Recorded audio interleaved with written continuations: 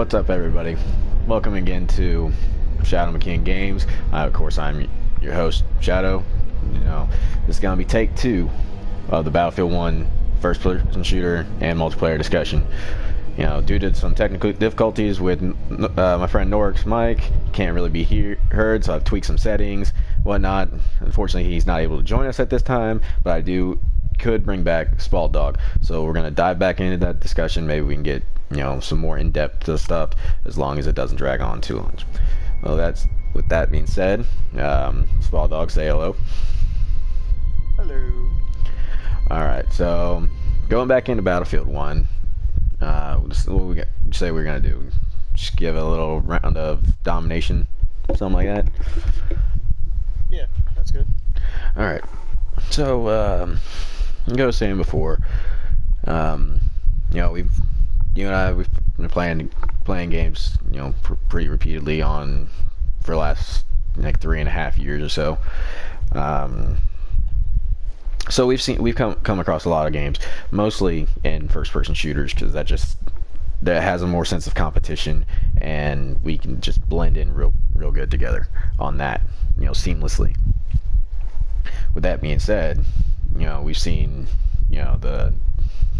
the rise and falls of the modern day first-person shooter. We've seen the birth of Halo. We've seen the Call of Duty transformation of the genre, and then you got Battlefield adding realism to it. So let's just dive into that a little bit. So what was your first FPS that you really started diving into? My first FPS would have to be Call of Duty for sure, just as like a starting point. But then once I discovered Battlefield from YouTube and actually playing a little bit of Battlefield Bad Company, I actually got more hooked on Battlefield because of how realistic it can be. Right. Like for me, I just dabbled a little bit in Bad Company 2 towards the end of its lifespan. Like Battlefield 3 had already come out at that point, but I never even got a chance to play Battlefield 3. But I did play a little bit of Bad Company 2, and it opened my eyes to a larger scale of these type of things. Because before that, all I knew of was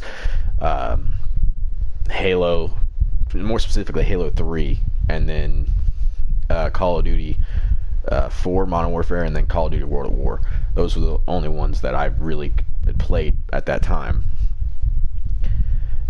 Now, shifting from Bad Company to Battlefield 4, now because that's when we really started playing together, there was not too terribly big of a difference in that, but when we started, we all started on like Call of Duty Ghosts and Advanced Warfare. I think that was the one right after Ghosts.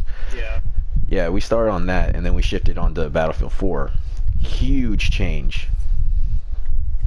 Oh yeah. Mind like talking a little bit about that? Just the differences between the two, even though they're still within the FPS genre. Now you're saying difference between Battlefield 4 and this one? No, I mean, we'll get into that, but I'm just saying, like, the games that were out at the time, you had, the Call of Duty, Advanced Warfare, and Ghost, and it started shifting towards that futuristic era. And then you still had Battlefield 4, and then Hardline was coming out around that. It's still in the modern era. Right.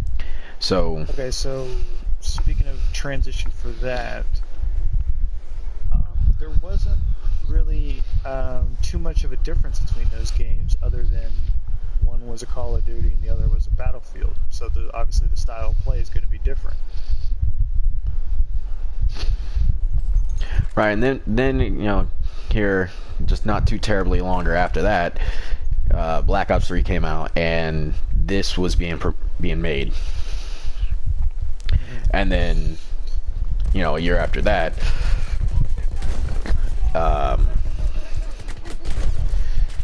was it? Yeah, Infinite Warfare came out,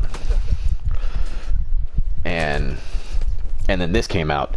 Now, I absolutely despise Infinite Warfare just because that's not my cup of tea. But do you think that first-person shooters have really taken a hit because of games like that in recent times? I believe they have, just because the opinion of the gameplay with that game and the visuals of everything you could do is not what traditional first-person shooters are about. It just makes it seem, not sure how to describe it, but it just makes it seem really unrealistic at that point. True. But so then we have this Battlefield 1. First game in probably since first mainstream game, let's put it that way, since Call of Duty World at War. I'm pretty sure that dipped back into these old war eras. Do you think that was really a smart move on DICE to decide to do that? Yes, I believe it's going back more to our American roots, and people like seeing stuff like that. Because just because the new stuff looks cool doesn't mean it's what the competitors of nowadays want to see. All right. I mean, I've been asking personally for boots on ground, old school World War One or World War Two. Didn't matter which one, for I don't know, probably 5 years now.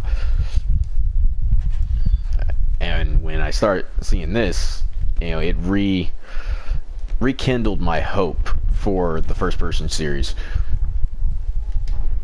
Because I know a lot of people were starting to get burnt out on the genre as a whole for two reasons. One, that there was too many similar games. Yes, sometimes it was kind of hard to tell the difference between them. Yeah, because you had like the Counter-Strikes, and then you had Call of Duty and Battlefield, all that were very similar with slightly different aspects to them. And then I don't know. I kind of find comparing Counter-Strike to Call of Duty is not really a good comparison. I mean, I understand we're still talking about the first-person shooter genre, but at the same time, I think it's a completely different playstyle. Well, so is this to Call of Duty, but well, not this specifically, but like any of the modern Battlefield games, really. They were all completely different because this is large-scale battles and actually trying to bring realism to it versus, I heard this term earlier,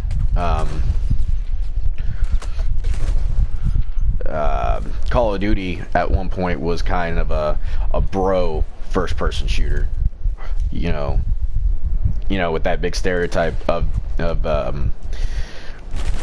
the guys that are all about talking smack about other people's moms and all that. Yeah. So I don't know, to me it's just, holy crap, I spawned and I got shot. I know exactly what you're talking about. Anyway, let's get off that. So I know last time we spoke on the topic, we eventually started getting towards what multiplayer could be in the future. Mm-hmm. And we started shifting towards, virtual reality. That's the hot new thing. Do you honestly think that that's going to be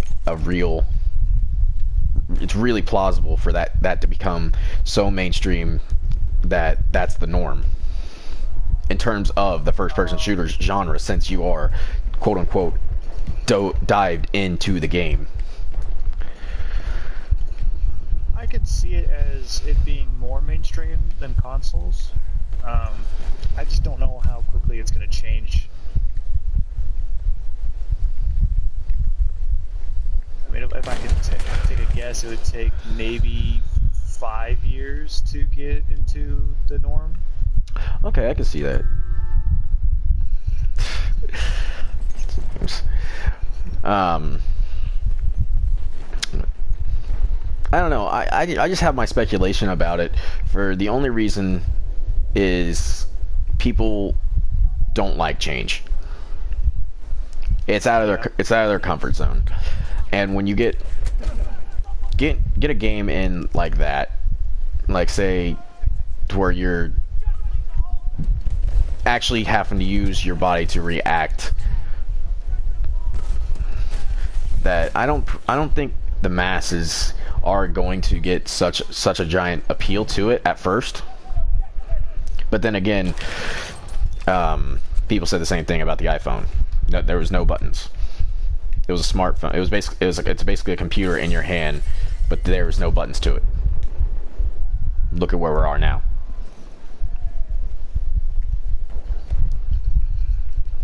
Yeah, I agree with what you're saying, because change always takes time. It's not going to be instantaneous. Now,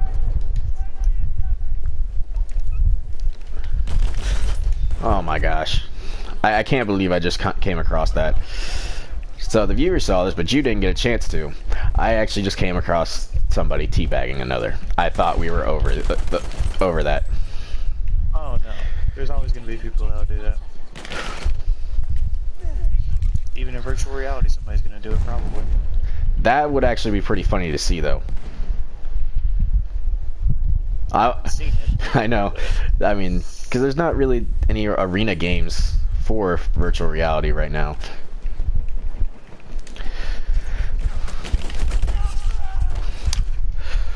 So, I guess, like, if we shift back a little bit, just take one little step back and go back to just the whole Battlefield thing. That series, you know, shifting from 4 to 1 was a huge change. I think it paid off tremendously.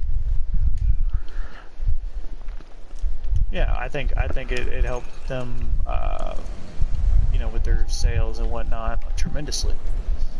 I mean, I haven't looked at the sales figures recently, but I know they definitely were beating out Call of Duty Infinite Warfare by a landslide when the game came out. Yeah, I think it's just because Infinite Warfare isn't as hyped as it used to be. I think it just goes back to what we were saying, how, you know, people are getting burnt out of it being the same, because that Infinite Warfare makes the third one in a row. Yeah, out of how many years? Well, I'm just saying.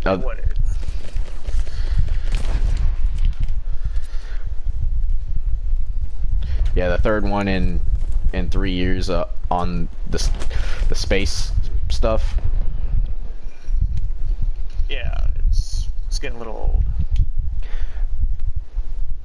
Plus, I always saw it as over the top. I never liked the idea of a space first-person shooter, but that's just me. I you know, haven't always flowed with the masses on stuff like that, but I don't know. It never set well with me in the direction they took it, especially with that when that was my you know, stomping ground. For, you know, back with my MLG days when I was running with the team on Modern Warfare 2. Just the vast change in the, you know, that series, it almost killed it for me, to be honest. I am just hot garbage right now with my sniping.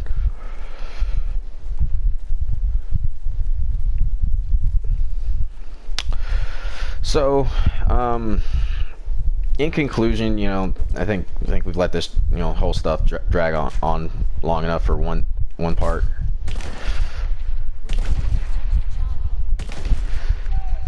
First person shooters as a whole, I think they're finally getting back to where they need to be. Not only in the sense that they're going back in time to more traditional warfare, but that they're actually, for the most part, the big name players are actually listening to their fan bases. Yeah, they know they need to. Because I doubt Battlefield would have lasted another game. With how big of a flop that Hardline was. Yeah, that was a pretty big flop. But yeah, first-person shooters are heading back into the right direction, and multiplayer as a whole could just be completely different in 5 years now that the emergence of virtual reality is here.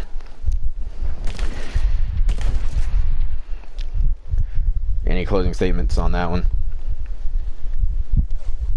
No, I just think that multiplayer is always going to be competitive, and with virtual reality not being as ready, not ready's not the right word, but not as available as consoles are right now. I think, like I said earlier, it's just going to take some time for that to change drastically, like consoles have changed. Oh, for sure. I think the next time we get together and do one of these videos, I think we'll actually strap on the virtual reality and see what we can get involved with there, and just try to dive deeper into what that direction's heading, and what might be the whole landscape of gaming a year from now, 2 years from now, a decade. It's untelling with this new technology that's being developed. So on that,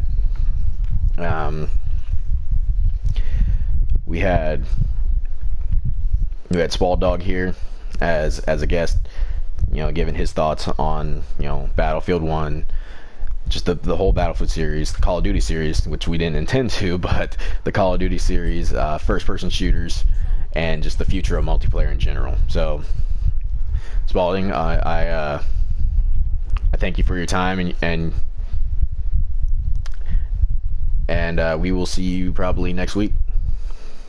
Okay, thanks for having me on the broadcast.